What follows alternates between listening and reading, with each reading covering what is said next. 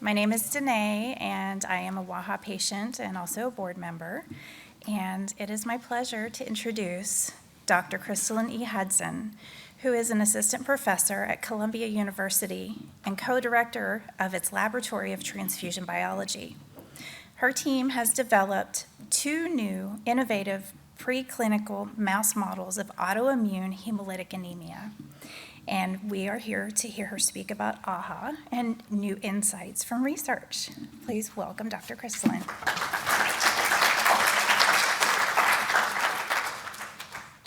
All right, so this is my official invitation for Dr. Stacy to always precede my talks, because now I feel really relaxed. My public speaking stress is a little lower, so thank you for that.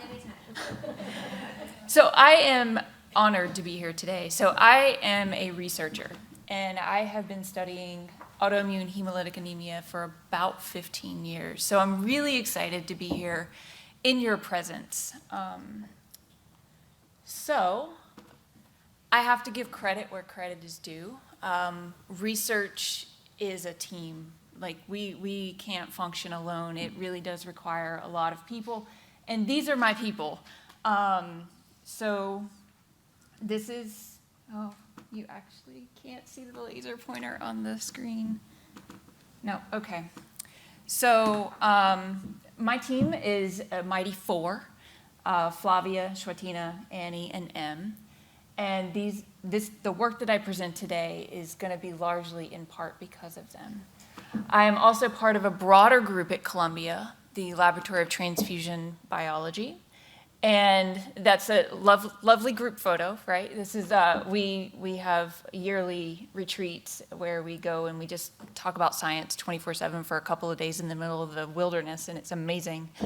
And so we're all interested in, transfusion. So transfuse platelets, transfuse red cells, infusion of plasma. Any permutation of transfusion we are interested in. And so we have a group that, that is our focus. So we are trying to make patients' lives better, mouse lives better. We have a clinical arm, and it's a really great experience. So I thought we should start with some introductions. And hopefully this next click will actually play the video. We're looking at the blood, I'll show you what it does. It makes its way through the veins and it travels to the lungs. CO2's out as waste and then O2's into sub. I'ma show you close up to see what it's made of. When I show the sample, you see the layer split up. When I count 4 rows, there's 4 things in the blood. And starting at the bottom, there's a color like rust. There's the red blood cells, they're both small and tough. They carry hemoglobin and the shape is like this. Thicker at the edges, it's a bicconcave disc. If you watch how they move, you can see they have no nucleus. They pick up oxygen so much you think they're driving a Prius. In the tube at the second level we have protection. They're the white blood cells and they fight infections. But hold up for one sec, we call this immunity. The way they fight germs to drop antibodies. I'm full focus, bro. The platelets come next. They make the blood clot in case you never guessed. Now plasma comes in last place in case you never know. It carries all of the above and then it's ready to flow.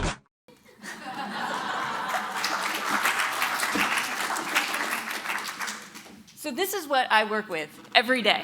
So these are the other team members.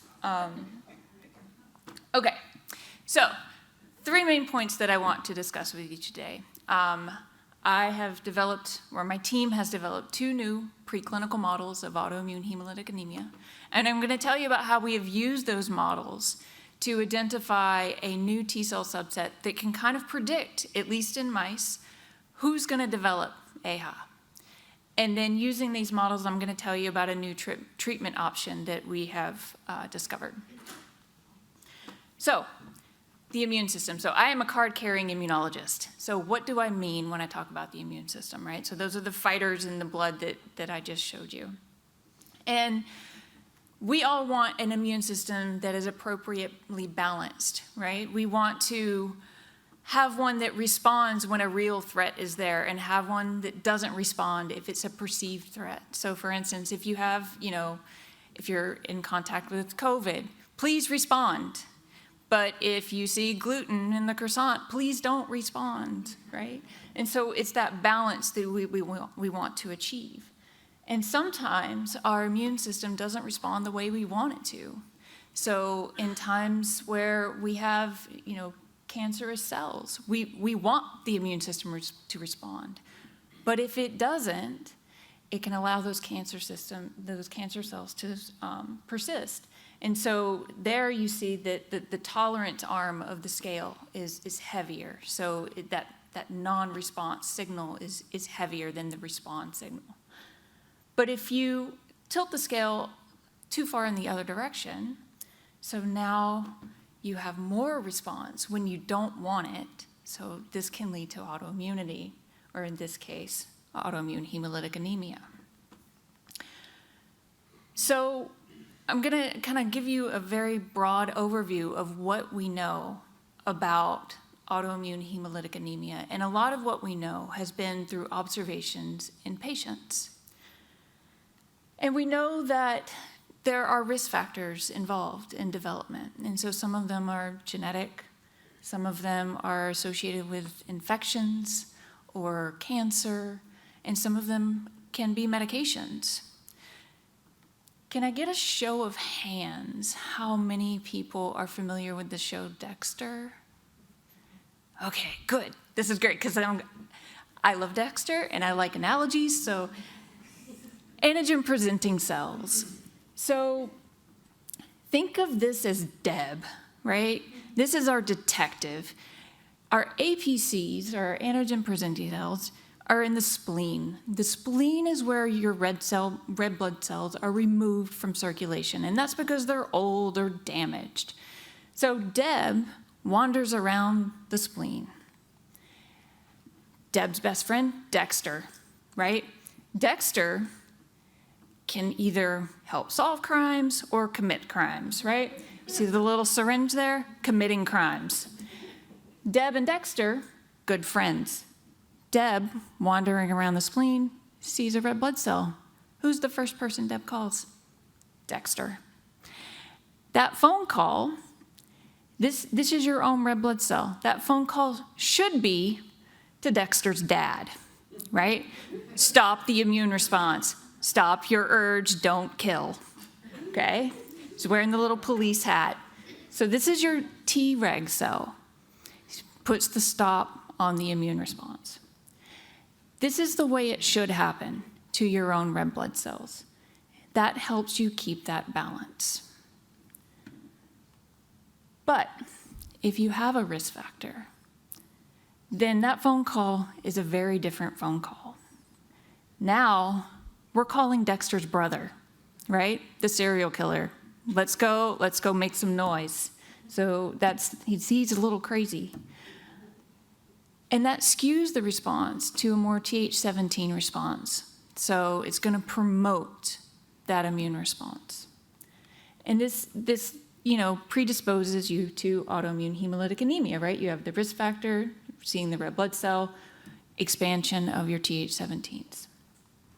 So now we replace Dexter with his brother in the middle, totally takes over the conversation, makes a phone call to his best friend, the B cell. And now the B cell starts making autoantibodies. And these autoantibodies can bind to your red blood cell and lead to hemolysis, giving you AIHA. So this is what we think happens in patients. And I have always been interested in what is the true lead up to autoantibody production. And that's really hard to do in an observational way, right? Because most patients who show up when you have those clinically relevant symptoms, so you're already at the end point. So I wanted to kind of back it up and really understand the cellular processes that lead to this failure in tolerance and promotion of autoimmunity. So I made a mouse. And what we did was we took a known human red blood cell antigen and we stuck it on a mouse's red blood cell antigen. And we said, okay, let's see what happens. And this is the summary of like 10 years of work. I know. But what we've learned is that Deb works just fine. Deb is there surveying the surroundings. The B cells are there. They can make autoantibodies in the right scenarios. But Dexter's kind of a Gen Zer now. He only communicates by text message. And so he's not receiving those phone calls. And because those phone calls aren't coming in, we don't get the autoantibody production. So that is what I've learned in about 10 years. But what happens is if you allow these mice just to sit in the vivarium and eat my per diems, and by that I mean my money, some of them start making autoantibodies. And what you see here is on the bottom, you see months. So this is how old the mouse is. And the y-axis is autoantibody level. So what you're looking for is any line that goes above that green line. And so each line is a mouse. And so you can see that around 5 months of age, some of these animals start spontaneously making autoantibodies. We didn't do anything to them. We just let them eat and, play in their cages. But some of them spontaneously start making autoantibodies,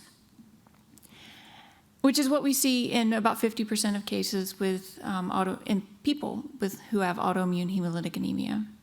The other thing we noticed is that there's a female bias, so more females than males have this spontaneous production, and again, that reflects what we see in humans. So this is our primary model of autoimmune hemolytic anemia.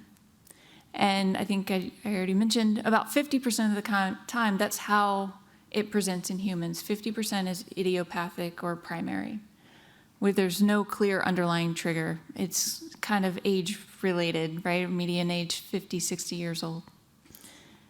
Well, there's another kind of autoimmune hemolytic anemia, and this is called secondary. And again, kind of occurs concurrently with, infections or medications or cancers.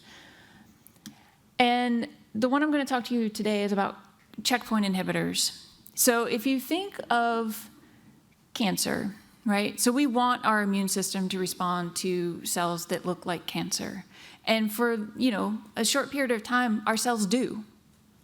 But then the cancer cells start expressing these proteins called checkpoint molecules.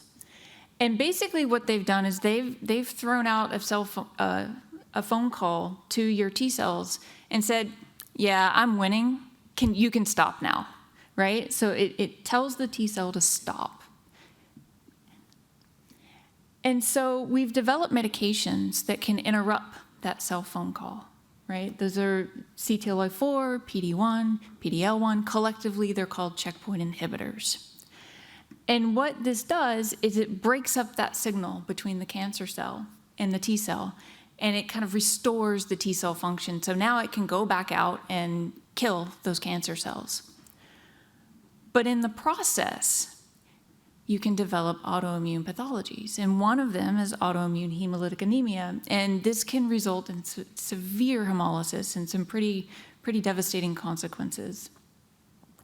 So because these patients already have cancer and you're giving them a treatment and then causing another type of disease, I really wanted to kind of model this in mice to see if we can offer a better solution. So we took those checkpoint inhibitors and we treated our mice. So I already told you that if we just leave the mice alone, they spontaneously make autoantibodies. So what we did is we used really young mice and we treated them with these checkpoint inhibitors. And lo and behold, we can make them make red blood cell autoantibodies. So where it says baseline, this is what happens before we give them any treatment. And then the mice that received the checkpoint inhibitors, that's red. So each little dot is a mouse. And you can see that within 2 weeks, they had really high titers of autoantibodies in their plasma, or in their serum. So what is happening, right? And does it reflect what we see in the humans? Well, we looked at their Tregs. So remember, this is Dexter's dad, the policeman, right? And we see that there are fewer Tregs in the mice that received the checkpoint inhibitors.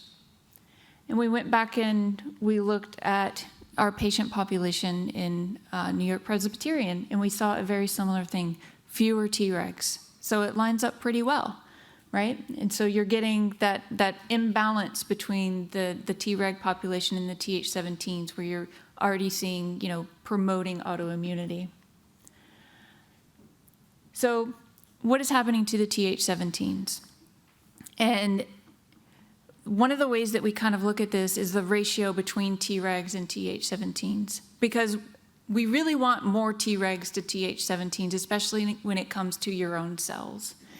And in the literature, what you see is a ratio between these two.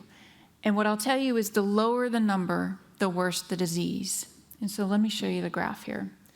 So if you're looking at the blue, and again, so these are young mice or old mice, you have about 4 Tregs to 1 Th17. So you have more suppressors than you have the ones that promote immunity. But in the ones with active disease, you see the green and the red, now they're about 1 to 1. And so really the Th17s are more powerful than the Tregs, so you need more Tregs to suppress them. But you see that you don't have the numbers there. And you see something very similar in humans. So in the patients with active disease, they have about a 1 to 1 ratio of Tregs to Th17. So again, it's lining up pretty well with what we see in our human data. But again, so I have the privilege of working with animals in these, and we can take different tissues. I mean, I think if I came to you and said, hey, can I have your spleen? You might you're like, I don't know, I don't consent. But they don't vocally give me consent, but looking at the spleen, we noticed a T cell population that was clearly absent in the mice that didn't have disease. And so these are flow plots. I don't expect you to understand them, but what I would like for you to appreciate is there's a clear difference between the two. And I've highlighted the population in the lower right quadrant in the checkpoint and treated animals that is very different from the control. And we termed these T cells CD39 single positive T cells because they express only CD39. And I was like, this is really weird, very pronounced. So they also correlated with the production of autoantibodies. So what is CD39? So CD39 is an enzyme, and it breaks down ATP into adenosine. How many of you remember, middle school biology? What's the powerhouse of the cell? Mitochondria, yes. Mitochondria make a whole bunch of ATP. So ATP is a way that our cells communicate with each other. So it's found in your serum, in your plasma. It's soluble. And so CD39 breaks that down into something. It goes from an inflammatory signal to an anti-inflammatory signal. And so because it's in the blood, I thought, okay, well, can these T cells be detected in the blood? So we went back to our mouse model, and you can see baseline, so that's before treatment, and then we have 7 days and 14 days after treatment with the checkpoint inhibitors. And I've outlined in red where the CD39 single positive cells are. And you can see that at 7 days post-treatment, these CD39 single positive cells are already detectable in the blood. And it only expands after, another 7 days. So I thought, okay, well, are autoantibodies present at 7 days as well? And so we went back and we did the time course, and they're not. So these CD39 single positive cells actually predict development of autoimmune hemolytic anemia in our animals. And then we went and we tested our cohort of patients who have autoimmune hemolytic anemia, and we found that there are elevated frequencies of this population in this patient population. Now, I will say that the caveat here is that these patients already have active disease because they're in the hospital, so it's a little bit different than showing that the lead up to disease, but at least it gives me some promise that it might be translatable in this aspect. So going back to the purinergic signaling pathway, again, CD39 degrades ATP into something that's immunosuppressive, and we found an enzyme that can do this. So it's called apyrase. So it will take ATP and break it down into, that pathway going to adenosine. So we wanted to ask the question, if we treat our animals with apyrase, can that mitigate the signs and symptoms of autoimmune hemolytic anemia? And that was our hypothesis. We, finger crossed, right? And the answer is yes. So here, again, baseline is before treatment, 14 days after treatment. The checkpoint inhibitor group is in red. And you see you have a nice high titer autoantibody production. And then in the blue are the mice that got the checkpoint inhibitors plus apyrase. And so they had significantly fewer autoantibodies than their checkpoint inhibitor control animals. They also had better, improved metrics of anemia. So if you look at their hematocrit, which is kind of similar to your hemoglobin, they didn't go down as far as the mice that just got the checkpoint inhibitors, indicating that the hemolysis is not as bad. And then we also restored our Treg population. So Dexter's dad coming to the rescue. We have more Tregs with the apyrase group compared to the checkpoint inhibitor alone. So putting this all together, we have our mouse model of autoimmune hemolytic anemia where we had way more Th17 pro-inflammatory cells.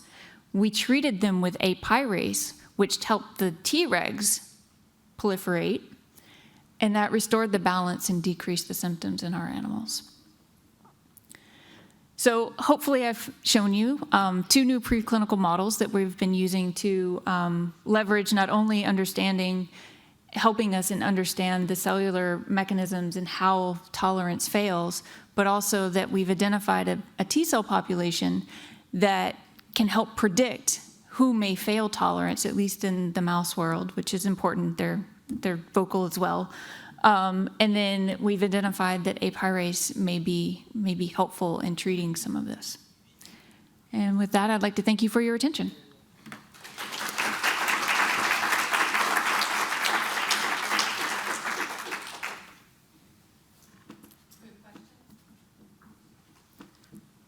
So the drug companies could take apyrase and put it into something that patients could take? Yeah, so we are working to see if we can find an oral version of it right now, because right now, with the way we give it to the animals is it's injections. But I know that there are derivatives of apyrase being used in other autoimmune settings early in the clinical trials. But they haven't been reported to be used with autoimmune hemolytic anemia yet. Can you talk a little bit about how your research translates into a treatment for people? How many seasons do we have to go and binge watch to get to something where this can help us? So, right, that is a very good question. I think right now I'm in the part of my career, because really this observation, we made it probably 6 months ago. And so right now I'm in the process of just telling people about it and seeing, what the next steps are. I will tell you that I am starting a collaboration with a veterinarian at UPenn, because dogs also develop autoimmune hemolytic anemia. And so she has been very interested in using, she has a lot of patients that come in. And so we're going to start implementing CD39 monitoring for those. And also we're going to start doing a randomized trial for the apyrase in dogs. If it's okay, I can comment from a pharmaceutical company perspective of what happens and what comes from the beautiful work that is done in the lab until it gets to a medicine that your doctor can prescribe. So the first thing that needs to happen is we need to demonstrate that a drug is safe and doing what we think it does in animals. So we've shown very nicely that this works in mice. So as you said, we then step up to animals that are a little bit more similar to humans, such as dogs. And potentially monkeys would be next, which again have more genetic similarities to humans. After we do all of this research to try and demonstrate that the drug is doing what it's supposed to do in animals, then a preliminary test is done in healthy people. And it's a very small number of healthy patients, not patients, just general people without disease, to show that the drug doesn't have any different side effects in humans, and make sure that it is safe, it is tolerated, it's still doing what we think it is doing. The next step, and that's considered a phase 1 study or a first-in-human study. Then the next step would be going into a phase 2 study. And a phase 2 study is looking at patients with the disease that you want to study, in this case, wAIHA, and you would be testing the drug in a very small number of patients with this disease. You might try a couple different doses to see, do we have enough to really make sure that there's enough getting taken up in the body to be able to have the effect. You look a little bit at if it's working, but you're really not what's called statistically powered to be able to see an effect. So you only have a small number of people to kind of get that first hint of it seems to be doing what it's supposed to be doing in the patient population that we are looking at. And then the next step is to roll out a large phase 3 study. That is where you treat many more patients, hundreds to thousands of patients, depending on how many patients there are with that disease. And in a phase 3 study, you're giving treatment and you have, as I showed yesterday, a placebo comparator, or if there's another drug that's commonly used, you compare to it and see, is this drug really better than what patients are getting? And is it really having an effect? Then, let's say your phase 3 study reads out, you have beautiful data, you say it's working, it's doing what it needs to do. Then you take that data, you go to the health authorities and you say, here's the study that I did, do you approve this drug? Then, once you get approval from the health authorities, then that drug hopefully will become commercialized and get out into the public. So, this all is a very long process. Years, 10 years. And the thing to note is that, and I don't mean to take away from this because I think this is the foundation and this is the most important step, but at every stage in drug development, things drop off, things fail, things don't work, things have safety signals. So the more you get to the closer you get to the top, the more chance there is of something actually making it through. But 90% of ideas don't make it all the way through. And that's important because what it means to you as patients is that the things that do make it through are working, are safe, are making it through this high level of scrutiny to be able to get approval. Sorry for the monologue. No, I thought that was a great summary. I just wanted to add to that and say there is a phase 4, which is, once the drug is approved, we rely on you guys to bring us back information because there's something called post-marketing surveillance where you could still experience the side effects that the small population that was in the study did not. And so we rely on patients to then report it to the FDA.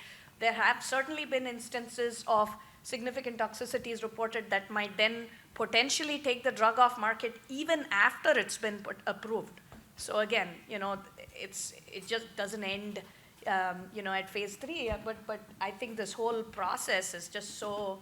It's amazing to be able to appreciate it from the time of being able to find something all the way to take it to, patients and after. Yes. So you mentioned the spleen earlier. I'm assuming mice may have a spleen or a little something like a spleen. Do you find these cells and do you find this would work potentially in people who've already lost their spleen? I would have been happy to give you mine. It's probably trashed by now. I don't know where spleens go, but.